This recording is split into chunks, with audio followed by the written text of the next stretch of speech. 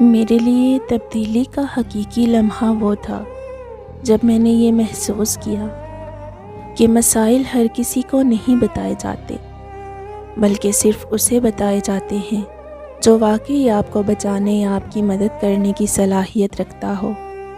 باقی رہے دوسرے لوگ تو ان سے بات کرنا محض فضول گوئی ہے جو آپ کو تھکا دیتی ہے اور کچھ بدلتی نہیں۔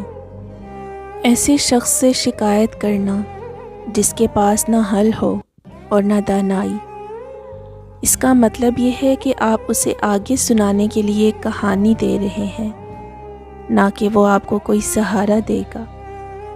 جبکہ ایک باشعور اور صحیح رہنمائی کرنے والے شخص کے ساتھ کہی گئی ایک بات آپ کا پورا راستہ بدل سکتی ہے۔ نفسیاتی طور پر ہر وہ شخص جو آپ کو سنتا ہے آپ کے دکھ کو سمیٹنے کا اہل نہیں ہوتا۔ کچھ لوگ چابیاں ہوتے ہیں، وہ آپ کے لیے دروازے کھولتے ہیں، آپ کے اندر کو سکون دیتے ہیں اور ایک سچے لفظ سے آپ کا راستہ روشن کر دیتے ہیں۔ اور کچھ لوگ تالے ہوتے ہیں، وہ آپ کو الجھا دیتے ہیں، آپ کی امید بجھا دیتے ہیں اور آپ کے سامنے ہر امکان کو بند کر دیتے ہیں۔ بہت احتیاط سے انتخاب کریں کہ آپ کسے اپنی داستان سناتے ہیں، کیونکہ غلط جگہ پر کہی گئی بات زخم کو مزید گہرا کر سکتی ہے اور صحیح جگہ پر کہی گئی بات شفا کا آغاز ہو سکتی ہے۔ وہ ایسا بچھڑا ہے کہ جیسے زندگی سے روح کا ناتا ٹوٹ گیا ہو۔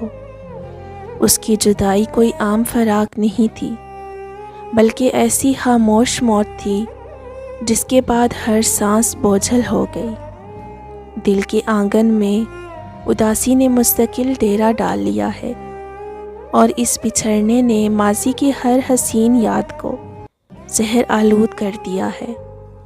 ہر گزرتا دن ایک نئے عذاب کی طرح طلوع ہوتا ہے، جہاں نہ منزل کی خبر ہے اور نہ سفر کا کوئی شر، بس ایک خالی پن ہے، ایک گہرا سناٹا جو یہ احساس دلاتا ہے کہ زندگی کا سب سے قیمتی حصہ اب صرف ایک بھولی بسری داستان بن کر رہ گیا ہے۔ اس جدائی کے بعد نہ کسی سے ملنے کی خواہش رہی اور نہ کسی کا انتظار، بس ایک ہی دعا ہے کہ یا تو یہ وقت تھم جائے یا دل کا یہ درد ہمیشہ کے لیے ختم ہو جائے۔ زندگی ولادت کے ساتھ نہیں بلکہ ذہنی بلوغت کے ساتھ شروع ہوتی ہے، اور زندگی موت کے ساتھ نہیں بلکہ روح کے بجھنے کے ساتھ ختم ہوتی ہے۔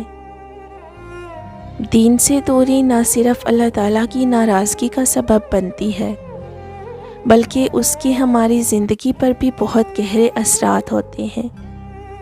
ہمارے روزمرہ کے کاموں میں برکت نہیں رہتی، دل کا سکون ختم ہو جاتا ہے، ذہن ایک کشمکش میں گھرا رہتا ہے، ہر وقت مایوسی کی کیفیت رہتی ہے، سب کچھ پاس ہوتے ہوئے بھی ایک خالی پن محسوس ہوتا ہے۔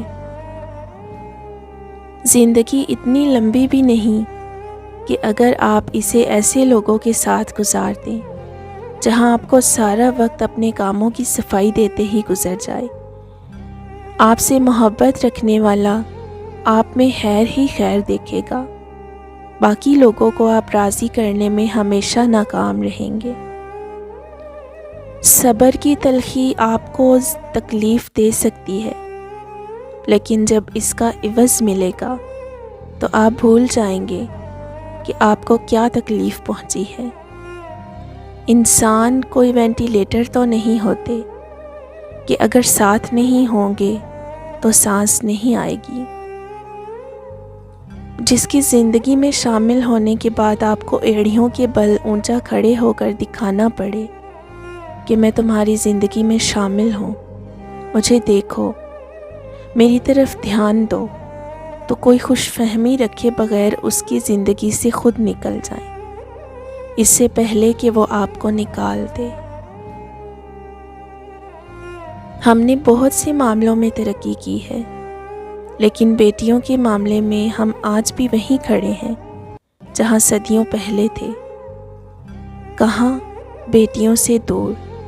وہ اپنی ہر جنگ میں تنہا ہیں، چاہے کردار کی ہو یا اعتبار کی، اپنا آپ ثابت کرنے کی ہو یا تعلیم حاصل کرنے کی۔ مجھ پر ہر صبح یہ واضح ہوتا ہے کہ اس زندگی میں سب کچھ موجود ہونے کے باوجود بھی یہاں جینے کے لائق کچھ بھی نہیں ہے۔ وقت گزرنے کے بعد مجھے احساس ہوا کہ میں نے اپنی توانائی اور اپنے دل کی صحت کو بغیر کسی قیمت کے کھو دیا ہے۔ میں نے حالات اور لوگوں کو اپنی ضرورت سے زیادہ دیا، اور اب میں سمجھتی ہوں کوئی بھی چیز اس قابل نہیں ہے کہ ان پر اتنا کچھ وار دیا جائے۔